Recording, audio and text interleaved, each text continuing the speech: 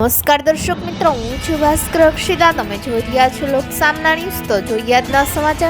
ગીર સોમનાથથી અમારા રિપોર્ટર જાવેદ ચૌહાણ સાથે.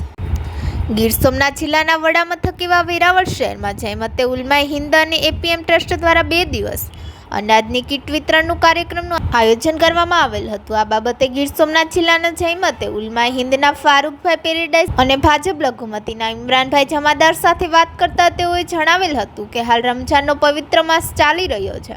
સાથોસાથ વેરાવળમાં બેરોજગારી પણ વધી છે, જેથી લોકોને ખરાબ સમયનો સામનો કરવો પડી રહ્યો છે, જેને ધ્યાનમાં રાખી ગરીબ લોકો સારી રીતે ઈદ મનાવી શકે અને કોઈ ભૂખ્યો ના રહે તે માટે આ 2 દિવસ અનાજની કીટ વિતરણનું કાર્યક્રમ યોજેલ હતો. સાથોસાથ તેઓએ જણાવેલ હતું કે આગામી દિવસોમાં ગરીબો માટે ફ્રી નિદાન કેમ્પનું સસ્તું શિક્ષણ અને અનાજ તેમજ જીવન જરૂરિયાત ચીજ વસ્તુઓની કીટ વિતરણનો કાર્યક્રમ ચાલુ રહેશે. मैं Farooq Malik पेरेडाइज AMP Gir Somnath head chapter.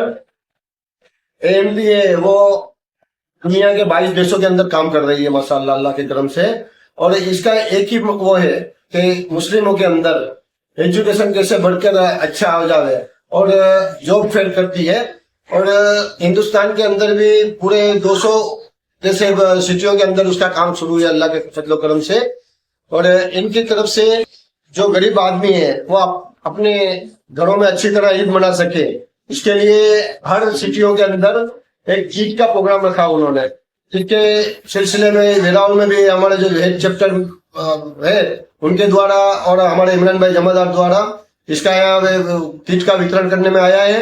और सब जो भी जरूरतमंद गरीब है वो अपनी तरह अच्छी तरह ईद मना सके, उसके लिए यहाँ से કીટ દેને में आएगी। કેટલી કીટ વિતરણ કરવામાં આવી હતી? કલકા તો ફારૂકભાઈ, કાલે કેટલી કીટ વિતરણ કરવામાં આવી? આજે કેટલી કીટ? કાલે જે કીટ હતી ને એ જમિયતે ઉલમા હિન્દ જે હિન્દુસ્તાનની બહુ મોટી તંજીમ છે તેના દ્વારા 45 કીટ નું વિતરણ કરવામાં આવેલું ને એ ગરીબ માણસોને પોતાની રીતે ઈદને મનાવી શકે એ માટે આપેલી જમિયતે ઉલમા હિન્દ તરફથી. અને આજે છે એ એએમપી તરફથી આપવામાં આવેલી છે. એ લોકો તરફથી 20 કીટ આપવામાં આવેલી છે ને 20 જરૂરતમંદ લોકોને આજે કીટ આપવાની છે.